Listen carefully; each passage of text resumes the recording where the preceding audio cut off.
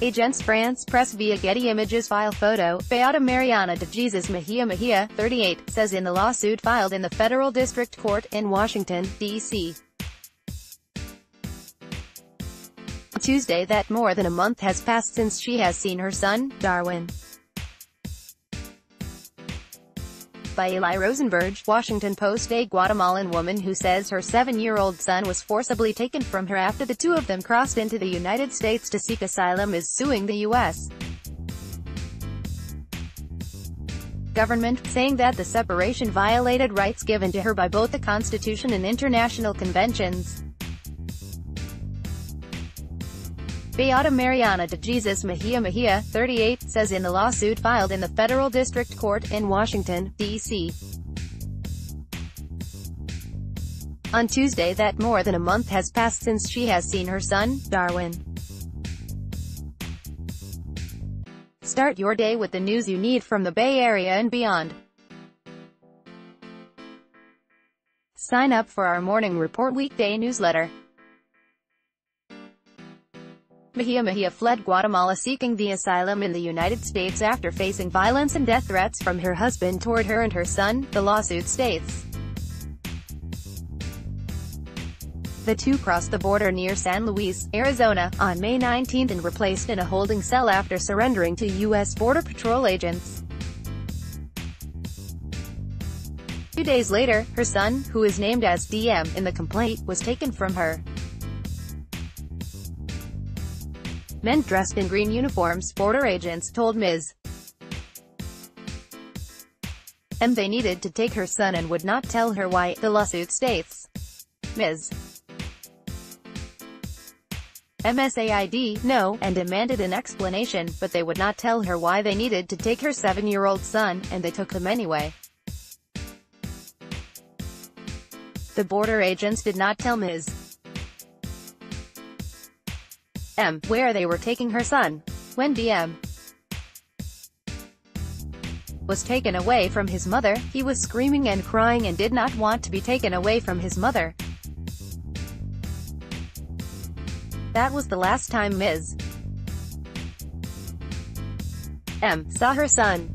In an interview with her lawyer, Mario Williams, and the company Libre by Nexus, which furnished her bail bond, Mejia described the pain of losing her child, saying she filed the lawsuit for a simple purpose, to be reunited with him. It's horrible to have your child taken away from you, and it's not just me. There are many other mothers who are crying, she said. What I want is to be back with my son.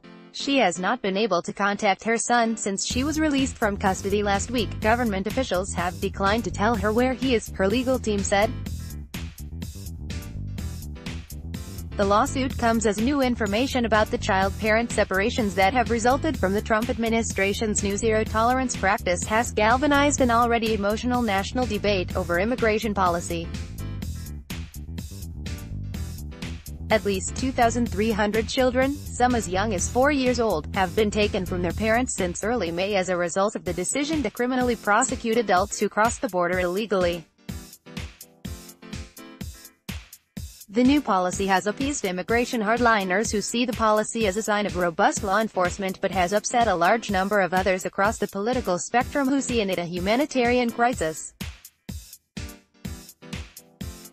Mejia's lawsuit follows one filed by the American Civil Liberties Union on behalf of a Congolese woman who was separated from her 7-year-old daughter for 4 months. That lawsuit seeks to halt the practice of separations.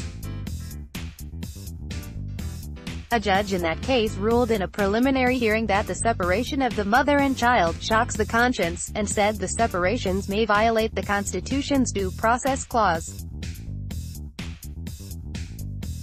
New York Gov. Andrew Cuomo, D., said Tuesday that the state, which he said houses and shelters at least 70 children separated from their families, would also sue the Trump administration over the practice. The lawsuit was first reported by thedailymail.com's David Martosco, an editor who was at one time close enough to the Trump administration that he was considered for the position of White House press secretary last summer. Mejia was detained at the Federal Aloy Detention Center in Arizona, where an officer told her that her son was in Phoenix but did not give her any other information, according to the lawsuit. She said she was not given any paperwork about her child to indicate anything about his status. And she told the Washington Post she still does not know his whereabouts. Her legal team thinks her son is in a detention facility run by the Department of Health and Human Services.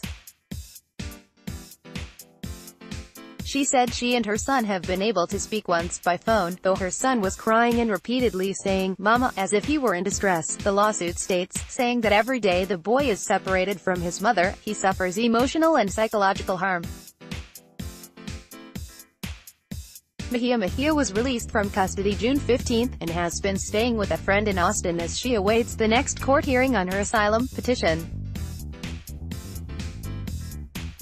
She has not received an answer from the government about why she has not been reunited with her child in the meantime, her legal team said.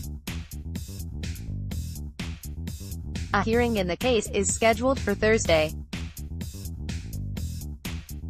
Libre by Nexus is being investigated by the Attorneys General of Virginia, New York and Washington state after fraud complaints emerged about some of the organization's practices. Its CEO, Mike Donovan, said the company was providing legal assistance to Mejia for both the civil case and her asylum petition as part of pro bono work it does for indigent clients. The lawsuit names a raft of federal agencies and agency heads that deal with immigration, including the Department of Homeland Security, and sub-agencies like U.S. Immigration and Customs Enforcement and Customs and Border Protection, and the Department of Health and Human Services. It says that the plaintiffs violated Mejia's rights under United Nations treaties and conventions, as well as the U.S. Constitution. Both agencies declined to comment on the case, or provide information about the family's separation and detention, citing the pending litigation. Homeland Security Secretary Kirstjen Nielsen has suggested that people who seek asylum in the United States should cross at official ports of entry along the border to avoid being criminally prosecuted. Mejia has not been indicted criminally for illegally crossing the border, her legal team said. How on earth is a person like Beata who traveled from Guatemala supposed to know where to go to enter an official port of entry? Donovan asked.